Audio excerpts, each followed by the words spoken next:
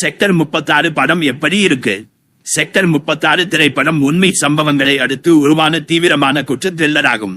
டெல்லியின் தொழிலாளர்கள் அதிகம் வசிக்கும் பகுதியில் குழந்தைகள் அடிக்கடி காணாமல் போவதை மையமாக கொண்டு அந்த குழந்தைகள் ஏன் காணாமல் போகின்றனர் என்ற விசாரணை கதை நகரும் நோக்கமாக அமைந்துள்ளது.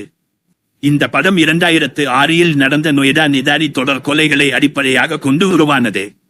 கதாநாயகனாக விக்ராந்த் மாசி மனநோயாளி கொலையாளியாகவும் தீபக் தோபியல் ஊழல் போலீஸ் அதிகாரியாகவும் நடித்துள்ளனர்.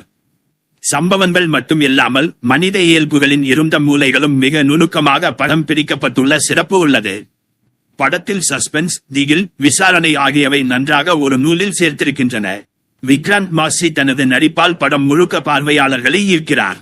தீபக் தோபியல் போலீஸ் வேடத்தில் நிஜமான தாக்கத்தை கொடுத்திருக்கிறார். திரைப்படத்தின் படப்பிடிப்பு நேர்த்தியும் பின்னணி இசையும் பதற்றம் மிகுந்த அழுத்தமான சூழலையும் அமைத்துள்ளது. சில பகுதிகளில் கதை சற்று தாமதமாக நகரும் என விமர்சனங்கள் உள்ளன. வன்முறை மற்றும் மனரீதியாக சிதறடிக்கும் காட்சிகள் அதிகம் இருப்பதால் மென்மையான மனப்பான்மை கொண்டோருக்கு மிக பொருத்தமானது அல்ல.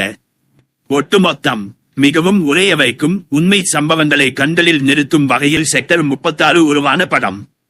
நடிகர்கள் கொண்டாடத்தக்க நடிப்பும் கதையின் கருமையும் படம் முழுக்க நிலவுகிறது. குற்ற விசாரணை, உண்மை சம்பவங்களை விரும்புகிறவர்கள் தவறாமல் பார்க்க வேண்டிய திரைப்படம்.